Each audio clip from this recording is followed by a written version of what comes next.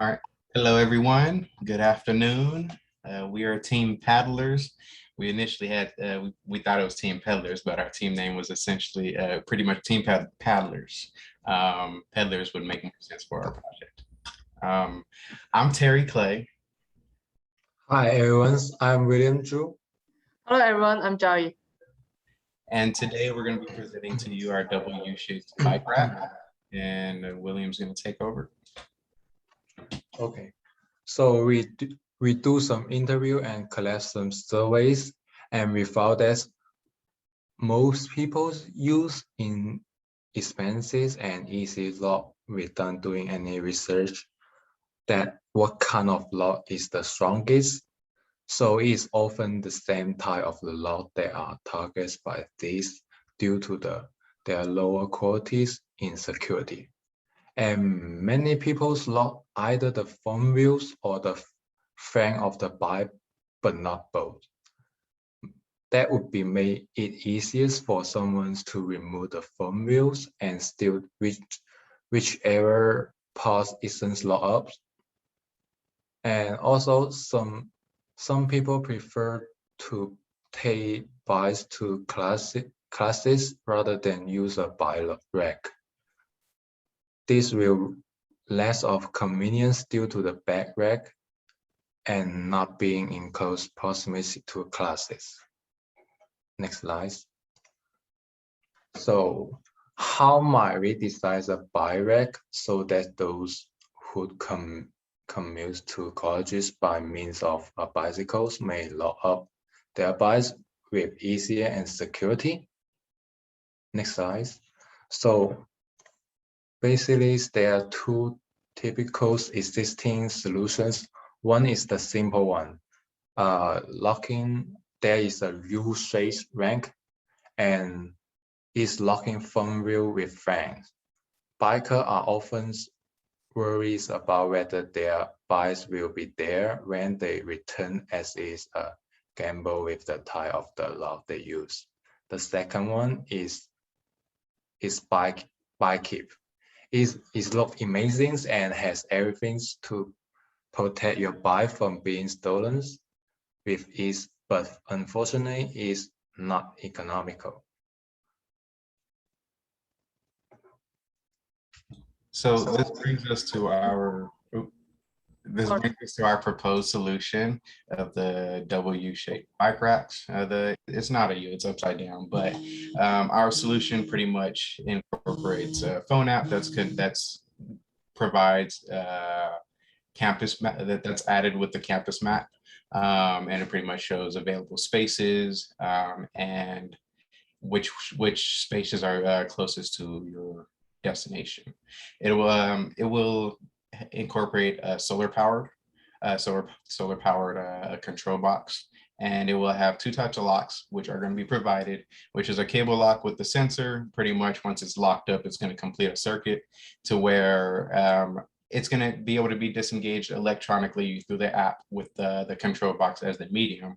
It's the same thing for the ratchet gear lock, but the cable sensor, when you complete the circuit, it's going to when you lock, it's going to complete a circuit, and anytime that lock is removed or if it's cut, it's going to notify the app that lock is no longer in use, and it'll notify the user. And it will also incorporate something called a ratchet gear lock, where pretty much a ratchet gear, it allows movement in one direction freely while the other direction is inhibited. And that one will it will incorporate that one only on the rear bike rack that goes over the rear wheel. Can you show the 3D model, please? Thank you. So the way it's essentially going to work is if you're a biker, you're going to come up, put your front wheel in the stationary rack that's in the front, and then you're going to raise the rear bike rack over your rear wheel. And due to the nature of the ratchet gear lock, it will not be able to be released back into the recessed position in the ground where it's able to save space when it's empty. And And then after you lock that, after you push that forward as much as you can, it's essentially going to lock the bike in place, as both wheels will be underneath the bike racks. So the bike is not going to be able to be lifted up, but to add extra security to ensure that nobody can just, unlock the front wheel and then take the frame. You have a little cable lock that you loop through the frontmost portion of your frame, and you lock it into that section. And that's when it completes the circuit and lets the app know that it's locked. And what controls all this is a box, a little control box that's solar powered. It will have a camera of the bike racks that has a view of the bike racks in its immediate vicinity. And whenever when the cable lock is disengaged without the use of the app, then it will have an audible alarm for people in the immediate area to be able to, witness what's going on. And it also send an alert to the person in the event that happens. And this box is remotely connected to the gear lock and the cable lock that can electronically disengage it when the person is ready to do so. Now we can go on to the next slide. Okay. And our solution, we believe, is original because we're using two racks to secure the bike in a way that allows you to not have to bring your own personal lock. Of course, people can always bring their own personal locks if they want, but that's just added security that for a bike that's not going to go anywhere. You'll be fine. You're able to control some mobile app. That's not really original, but that's something that will allow it to be more accessible to more people. And then with the solar power, it's also clean energy. And some advantages over already existing solutions, as you already saw, the bike keep existing solution. It's not really a common solution, but it's a solution that is out there. However, it's expensive because you need one of those. You need that set up for every individual parking space for the bikes. Therefore, it's going to add up real fast in cost, and it's going to get expensive. But some of the other advantages is that this bike rack is going to be able to be installed compactly in an efficient manner. This is due to the nature of the rear bike rack, which is recessed into the ground or the platform that it's built on. Therefore, freeing up some space for other bikers who's trying to park their bike, or because those bike racks are not going to be in the way. You'll receive mobile alerts of your bike status if anything happens, if anything changes, like the lock is unlocked. And it is going to be less expensive than the other non-standard existing solutions. I don't think anything's going to be cheaper than just the regular frame, and then you have to bring your own lock. Nothing's going to beat that. But compared to that, bike keep, this will be cheaper because you don't need a module for every individual bike rack. You just simply need to install the frames. It's a lot of mechanical parts with a few electronic parts to secure everything. And the lock is incorporated in the design. And for our client, to bring it back to our clients, which is the biking community that commutes to and forth from college, whether you're a student or faculty member, this product brings security. It brings security for your bike, where you don't have to worry about whether your bike is going to be there when you come back. It's also time saving, as you don't need to use a personal lock. And the incorporated lock in a rack is designed to allow you to lock up your bike without any real hassle, as you just push up the rear bike rack, lock it in place, and loop the little front cable lock into this little lock position, quick and easy. And then I'm gonna pass it on to Zhaoyi.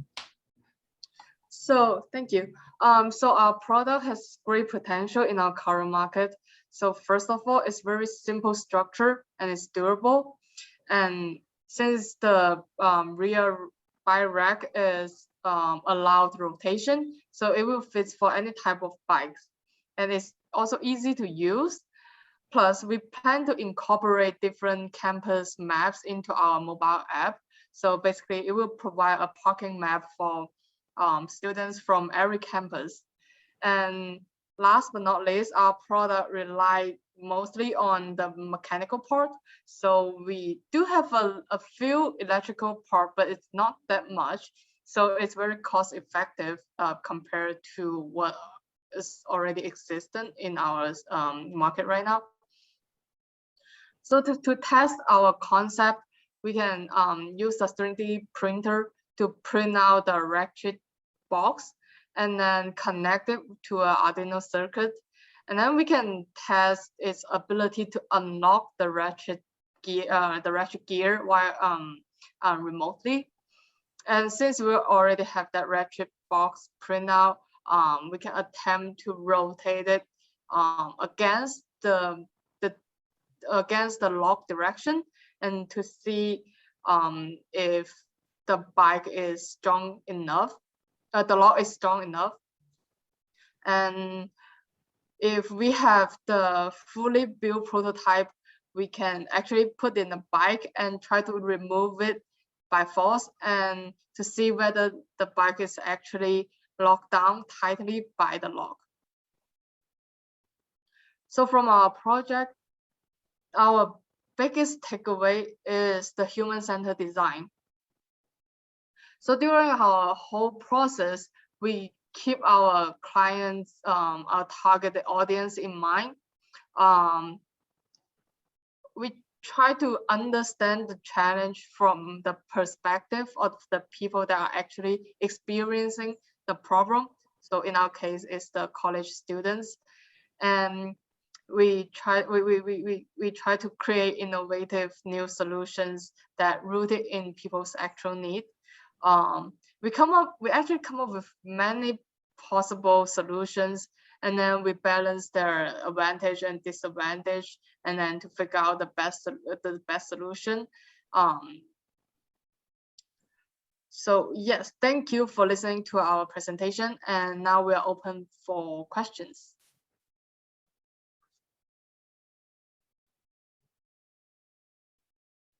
Yes. I saw Yadi first. So. Yes, thank you. Well, a good presentation and good technology. As a bike enthusiast, I wish I would have had that technology when I was in college. Those times are passed a long time ago, but if you're able to design another technology that keeps your bike being stolen from your bike rack on the car, that would be great. I would be probably the first buyer. In terms of the technology itself, you said that, if I understood correctly, everything is going to be powered by solar energy. Is that correct? Or do you have a backup power for that? There would be a battery to store the power through that's generated through the solar. So it wouldn't just be like the solar panel is what's powering everything in that instant. It would simply charge a battery that's capable of keeping everything running. And that you have also a way to reset the system or so in the situation where there is no power or internet connection, and the bike gets just locked and then nobody can use them. Well, there is room for improvement on this product. I will say that for sure. So that's something to take into consideration, I guess. Good job. I like it. Thank you. That's it. Thank you. Thank you for the suggestions. And I see Wendy also, so go for it.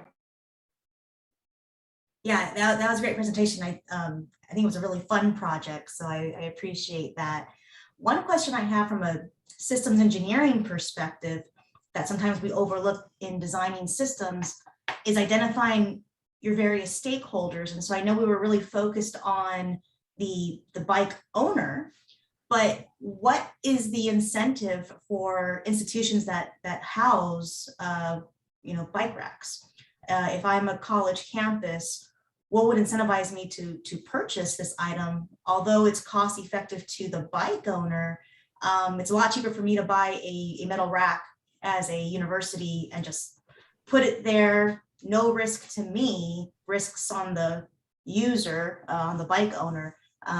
How would you go about considering that portion of it. I know I've already been answering questions, but I already have a kind of a perfect solution for that. So when it comes to digital platforms you have in apps, that's where the school can incorporate a payment method. You can either have it set up to where in the app you can subscribe for a payment to easily secure a parking space, and it just simply takes out funds through the app, or and those funds can be those funds can be directed to the college or however that's going to be situated.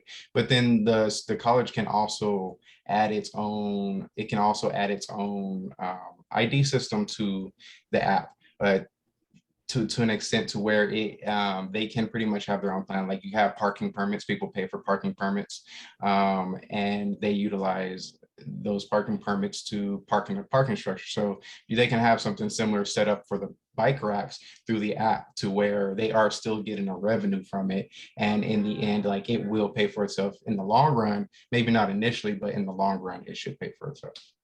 That's a great answer. Thank you. So yeah, I think one thing to consider from a innovation perspective is that business case analysis, right? What's going to make folks want to buy into it? And also don't forget, if your target audience are college students, are they gonna pay to park their bike? So you have to consider all of those factors too.